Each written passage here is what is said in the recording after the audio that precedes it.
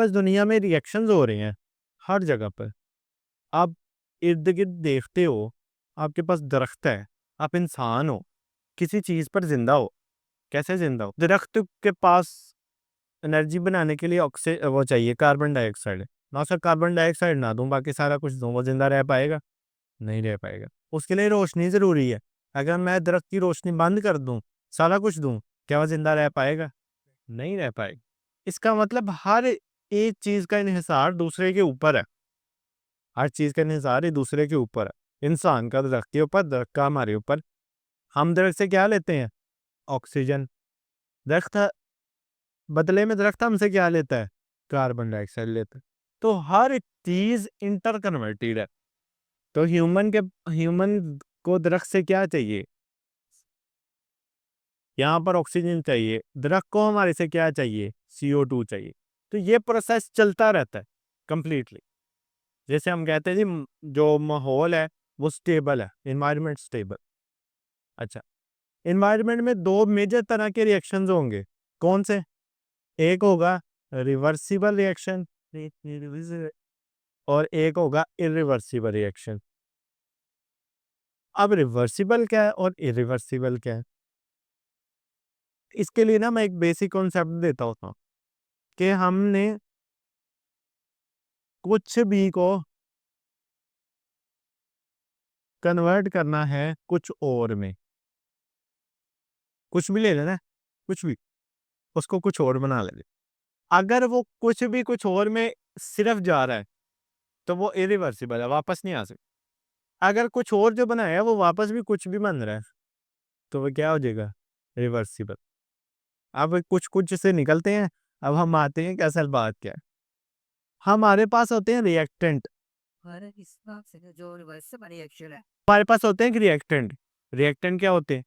जो कि चीज़ को बनाने वाले होते हैं, ठीक है? वो कुछ भी होते हैं, वो असल में चीज़ को बनाने वाले होते हैं और हमारे पास एक तरफ होता है प्रोडक्ट, जो कि इससे बनता है।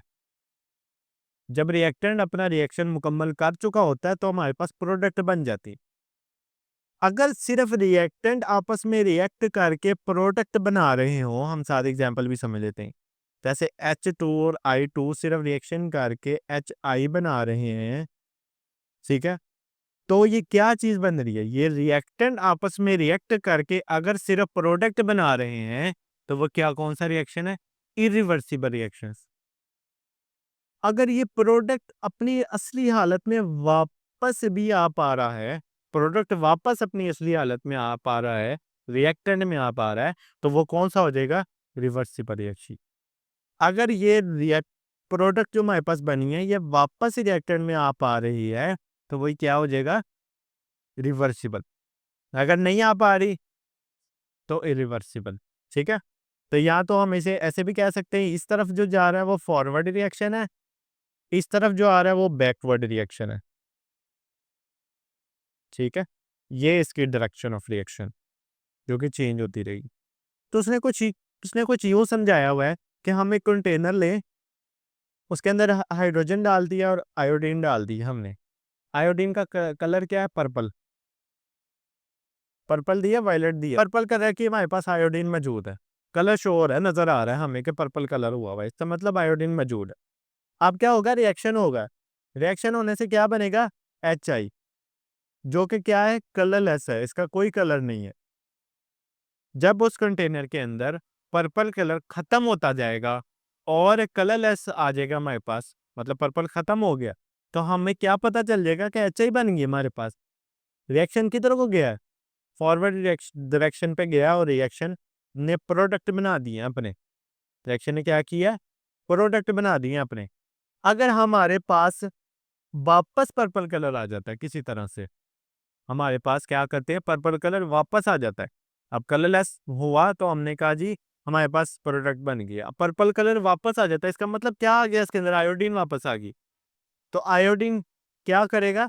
मतलब ये प्रोडक्ट वापस अपनी रिएक्टेंट की हालत में आ रहा है। इट मीन ये कौन-सा है? बैकवर्ड रिएक्शन या फिर रिवर्सिबल रिएक्शन। तो ये इसका थोड़ा-सा मेजर कॉन्सेप्ट है कि रिवर्सिबल रिएक्शन और इरिवर्सिबल रिएक्शन क्या होते हैं और वो कैसे एक-दूसरे में तब्दील हो सकते हैं। अच्छा, रिवर्सिबल रिएक्शन के लिए हम इरिवर्सिबल के लिए ये साइन यूज़ करते हैं और रिवर्सिबल के लिए केमिस्ट्री में इस तरह का साइन यूज़ करते हैं, हाफ एरो कहते हैं।